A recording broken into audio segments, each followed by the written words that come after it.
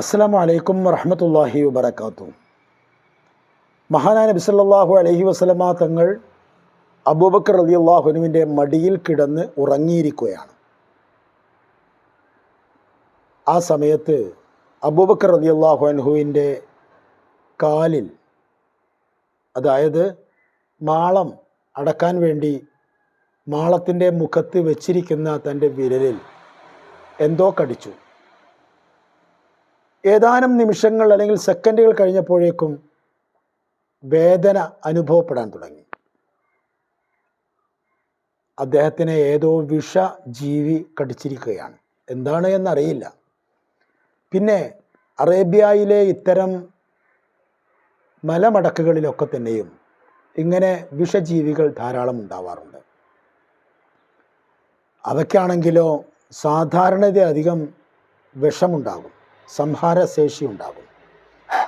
മഹാനായ അബൂബക്കർ സിദ്ദീഖ് റളിയല്ലാഹു തആല അൻഹുവിന് നല്ല വേദനയുണ്ടെങ്കിലും അദ്ദേഹം കാലനക്കിയില്ല.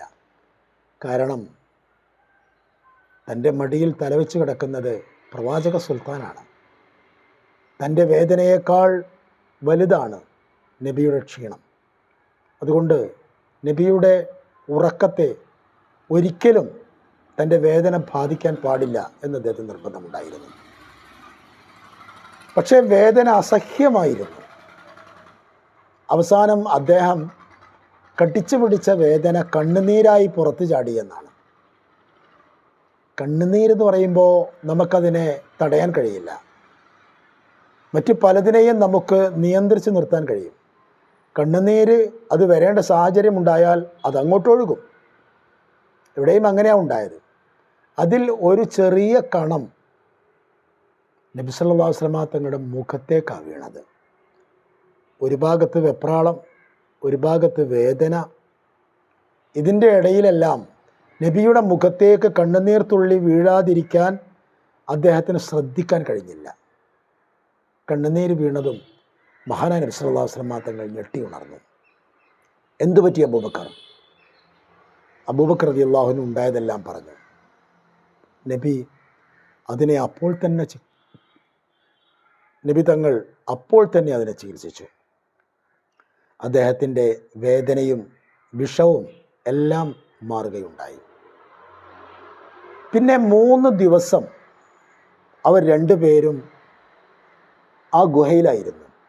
നമ്മളത് പറയുമ്പോൾ, നമ്മളത് പാടുമ്പോൾ, നമ്മളത് അവതരിപ്പിക്കുമ്പോഴൊക്കെ വളരെ വൈകാരികമായി നമ്മൾ പറഞ്ഞു പോകാറുണ്ട്. പക്ഷേ അതിനേക്കാളേറെ വലിയ ഒരു അനുഭവമായിരുന്നു 3 ദിവസത്തെ ഗാർ തൗറിലെ ജീവിതം എന്ന് പറയുന്നത്. മക്കായിലെന്തായി? മക്കായിലെ വാർത്ത ഇപ്പോൾ എന്താണ്? മക്കക്കാർ എന്താണ് ചെയ്തുകൊണ്ടിരിക്കുന്നത്?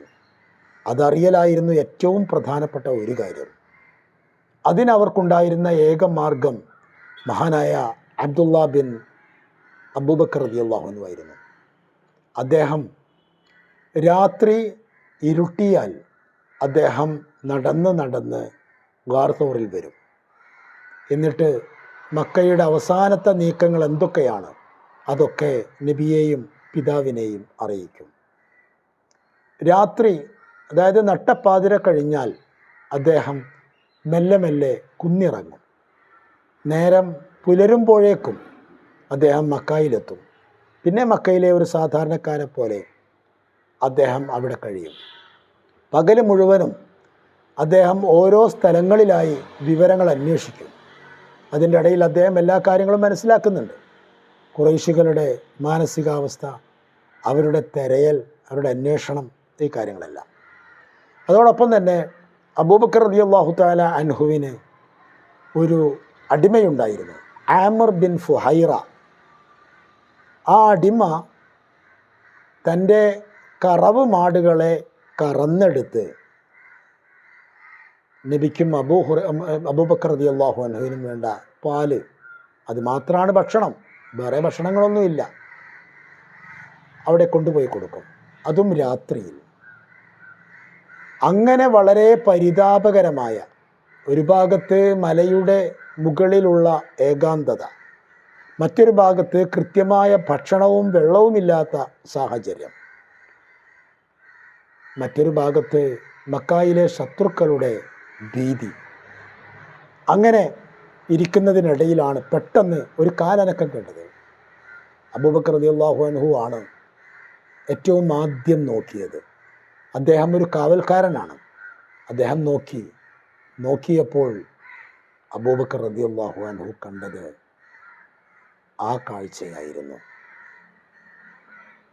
അസ്സലാമു അലൈക്കും വറഹ്മത്തുള്ളാഹി വബറകാതുഹു.